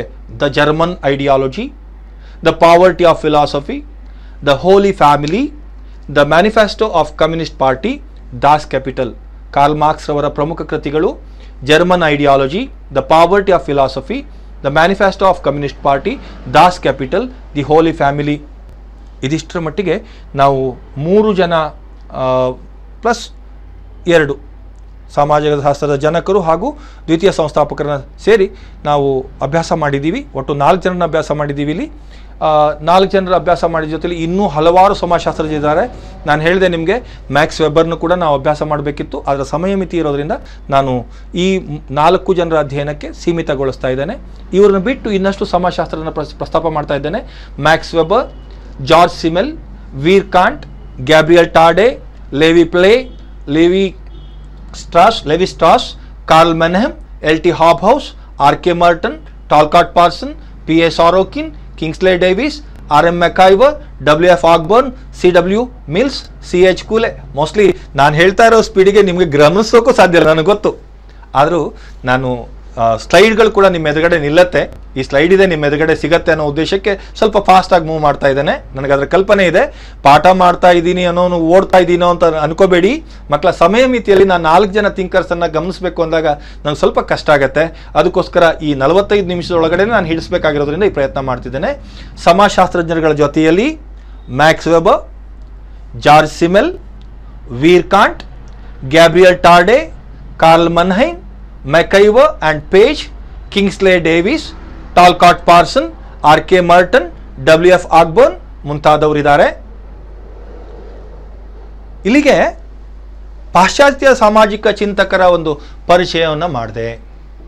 ಮುಂದಿನ ಹಂತದಲ್ಲಿ ನಾನು ಗಮನಿಸಬೇಕಾಗಿರೋದು ಭಾರತೀಯ ಸಾಮಾಜಿಕ ಚಿಂತಕರು.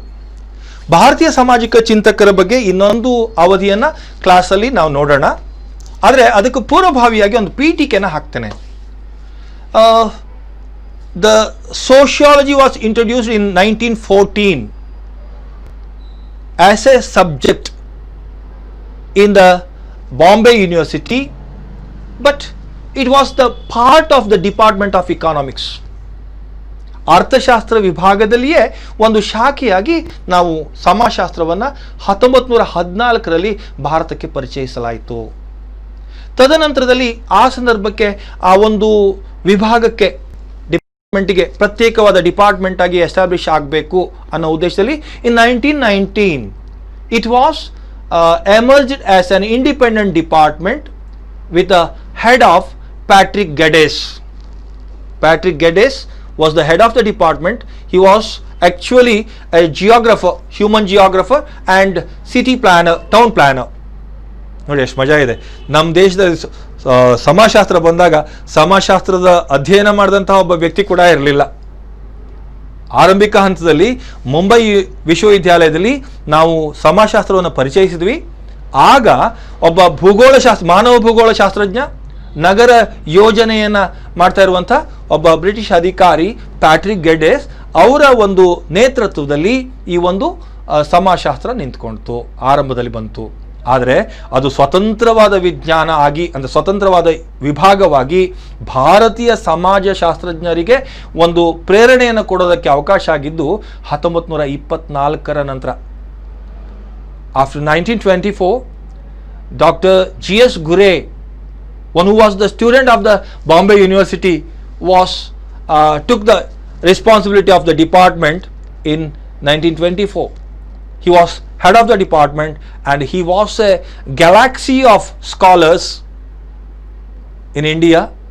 So the great contribution of G.S. Ghurye has been considered, and he was the person who known as the father of Indian sociology.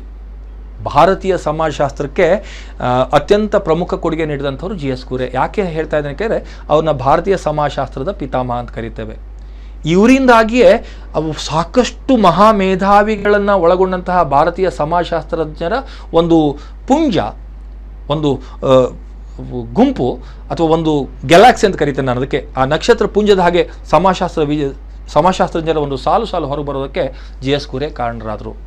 ಇಲ್ಲಿಗೆ ನಾನು ಇವತ್ತು ಆರಂಭ ಮಾಡಿದ್ದು Herbert Spencer, Emile ಡರ್ಖೈಮ್, Karl marks, ಕೊನೆಗೆ ಭಾರತೀಯ ಸಮಾಜಶಾಸ್ತ್ರಜ್ಞರ ಬಗ್ಗಿನ ಆರಂಭದ ಪರಿಚಯವನ್ನು ಮಾಡಿ ನನ್ನ ಕ್ಲಾಸಿಗೆ, ನನ್ನ ತರಗತಿಗೆ ವಿರಾಮ ಹೇಳ್ತಾ ಇದ್ದೇನೆ. ಸಾಕಷ್ಟು ವಿಷಯಗಳನ್ನು ನಿಮ್ಮೊಟ್ಟಿಗೆ ಹಂಚಿಕೊಂಡಿದ್ದೇನೆ. ಪರೀಕ್ಷೆಗೆ ಬರಬಹುದಾದ ವಿಚಾರಗಳನ್ನು ಪ್ರಸ್ತಾಪ ಮಾಡಿದ್ದೇನೆ. ಇವೆಲ್ಲವನ್ನು ತಮ್ಮ ಗಮನದಲ್ಲಿ ಇಟ್ಕೊಂಡು ವಿಷಯವನ್ನು ಮನನ ಮಾಡಿ, ಸಮಾಜಶಾಸ್ತ್ರದ ಅಧ್ಯಯನನ ತುಂಬ ಸಂತೋಷದಿಂದ ಮಾಡಿ, ಅದ್ರ ಕುರಿತಾದಂಥ ತೊಂದರೆಗಳೇನಾದರೂ ಕಂಡು ಬಂದರೆ ನಿಮ್ಮ ಉಪನ್ಯಾಸಕರುಗಳನ್ನು ಸಂಪರ್ಕ ಮಾಡಿ. ಈಗ ನನ್ನ ಲೆಕ್ಕಾಚಾರದಲ್ಲಿ ಇಂಗ್ಲೀಷ್ ಮಾಧ್ಯಮದ ವಿದ್ಯಾರ್ಥಿಗಳು ನನ್ನನ್ನು ಬೈಯಲ್ಲ, ಅಥವಾ ಅವರಿಗೇನೂ ತೊಂದರೆ ಆಗಿಲ್ಲ ಅಂತ ಅಂದ್ಕೊಂಡಿದ್ದೀನಿ. ಕನ್ನಡ ಮತ್ತು ಆಂಗ್ಲ ಭಾಷೆ ಎರಡರಲ್ಲೂ ಕೂಡ ನಿಮಗೆ ನ್ಯಾಯವನ್ನು ಒದಗಿಸಿದ್ದೀನಿ ಅನ್ನೋ ನಂಬಿಕೆ ನನ್ನದು. ನಿಮಗೇನಾದರೂ ಸಂಶಯ ಇದ್ದರೆ ನನ್ನನ್ನು ಸಂಪರ್ಕ ಮಾಡಿ, ನಿಮ್ಮ ಉಪನ್ಯಾಸಗಳನ್ನು ಸಂಪರ್ಕ ಮಾಡಿ. ಅವಕಾಶಕ್ಕೆ ವಂದಿಸ್ತಾ ಇವತ್ತಿನ ತರಗತಿನ ಮುಗಿಸ್ತಾ ಇದ್ದೇನೆ. ನಮಸ್ಕಾರ.